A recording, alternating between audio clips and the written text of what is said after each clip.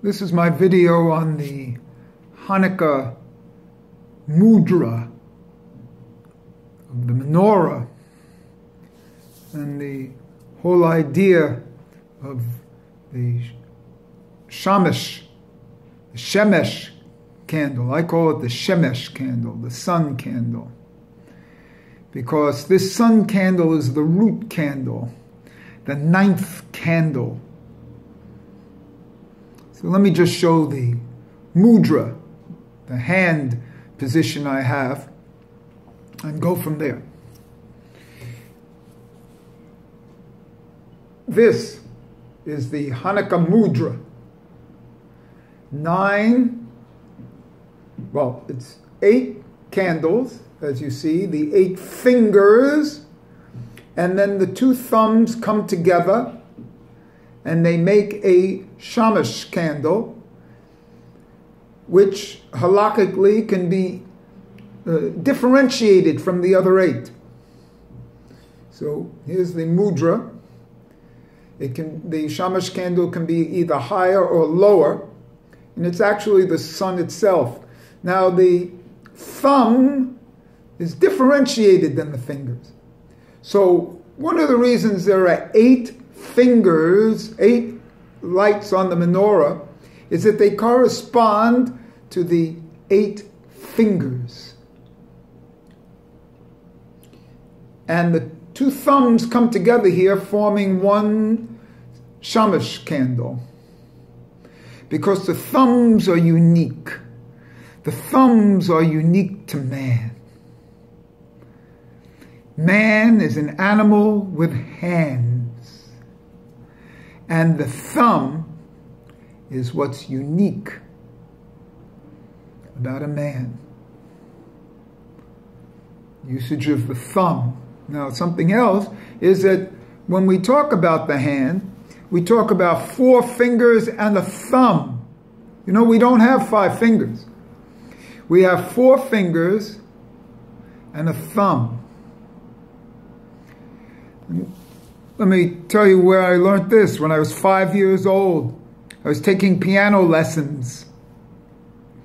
And the piano teacher said to me, "Hit it with your 4th finger."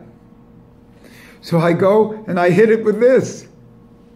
She says, "No, your 4th finger." I hit it with this again. I'm 5 years old. I think she hit my hand. I don't know. I don't remember. But for the story, we'll make it up that she hit my hand. She said, "No. 1, 2, 3, 4. And a thumb." I said, "Are you kidding? 1, 2, 3, 4. This is my 4th finger. 1, 2, 3, 4. I have 5 fingers. I'm 5 years old."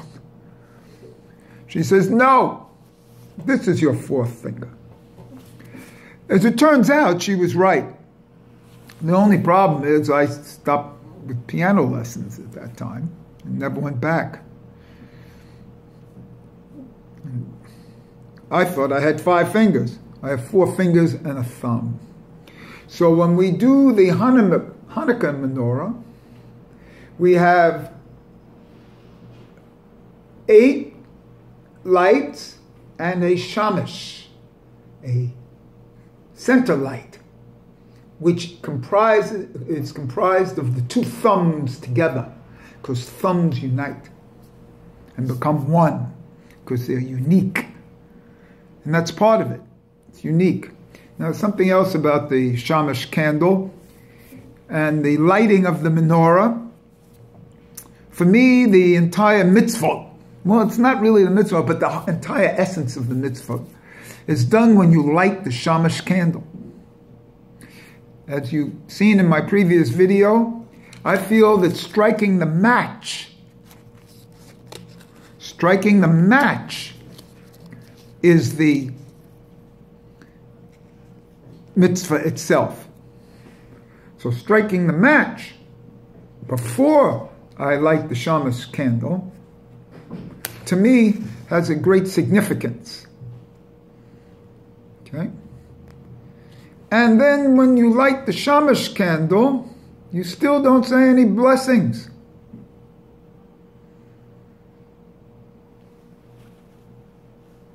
should let that burn out, but I didn't. You still don't say any blessings until you take that shamash candle and then you say the blessings before lighting the lights. So how come you don't say the blessing to light the shamash candle? And these are certain things that are beyond blessings. It's so high that it's beyond blessings. And that's what the shamash candle is. And even higher than that is the lighting of the shamash candle, the match, the spark. Remember my Bruce Springsteen lyric here. Can't light a fire without a spark. And that's the match. And then you have the fire. Now, this to me is the Ner Tamid. That's why it doesn't count. Everything is lit from the Ner Tamid, and the Ner Tamid never goes out. And so this lights the others. This is the candle pose in yoga. The mother light. It's called the mother pose. This is the candle pose.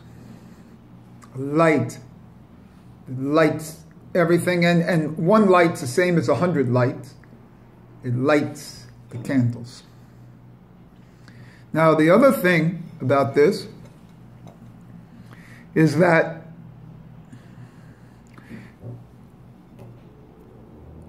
it's the 9th candle. This reoccurring number of 9. You see? Reoccurring before 10.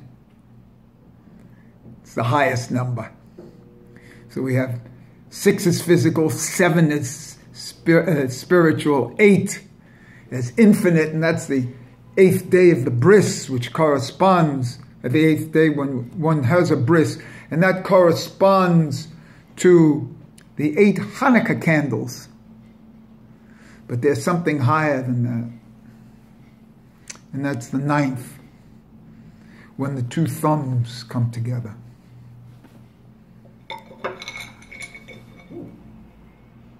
And that's the center. These 2 thumbs come together. So, that's the 9th. And for me, that's Tiferet. It's how you write Tiferet in abbreviation in all the books is Tov, then the 2 little squiggle marks, and then another Tov. So that's 400 and 400, it's 800. And so that's Tiferet, right in the middle. You know?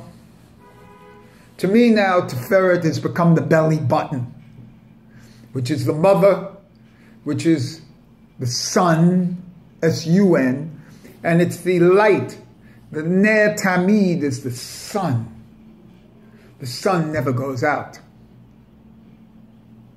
We'll even use that as S-O-N, but S-U-N, it never goes out. It's the Ner Tamid, it's the center, that's the candle, the shamash candle, because shamash is the same word as shemesh,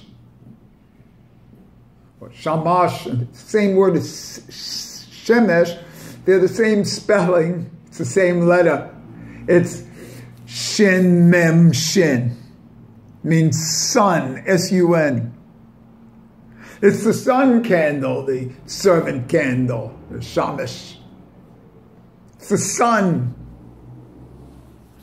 This isn't hidden. It's what's in the name. And now wait to hear this. The full spelling of the word shemesh is shin as 360. Mem as 80. that's 440. And then another shin, 360. That's 800.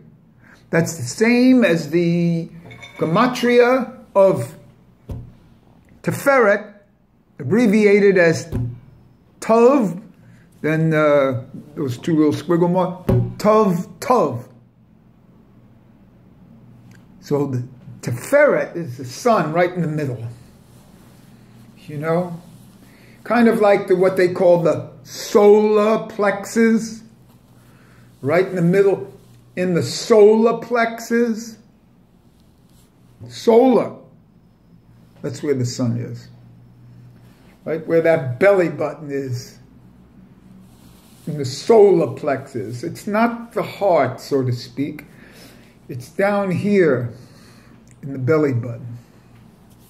Because the belly button's the middle of the body. When taken, then it's the whole body. Kind of like it's up here when taken just the chest. But when taken with the whole body, the belly button is kind of the center of the body. And that's the solar plexus. And so this, to me, this lighting of the shamash candle, before you do the bracha, just like when you get up and you say Modi Ani, you don't say a bracha. There's no name of God there. Modi Ani. It's beyond bracha. It's higher than bracha. It's higher than bringing down the mitzvahs.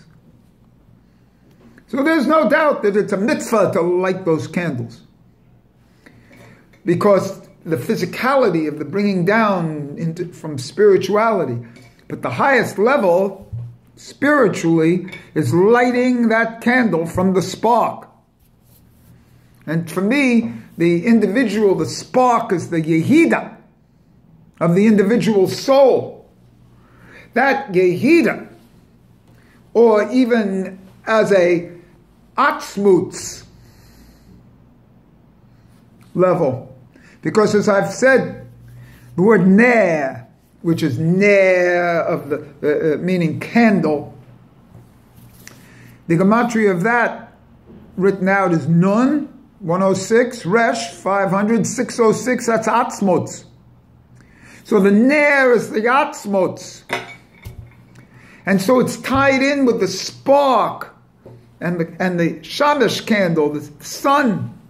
And the sun isn't even counted because the sun is the center of the solar system. And then we have these planets going around. But the center, the fixed center, the candle is the sun. The fixed belly button.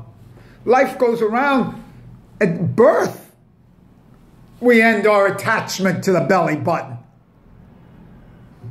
Yet it stays with us for all this time. The belly button is the shemesh.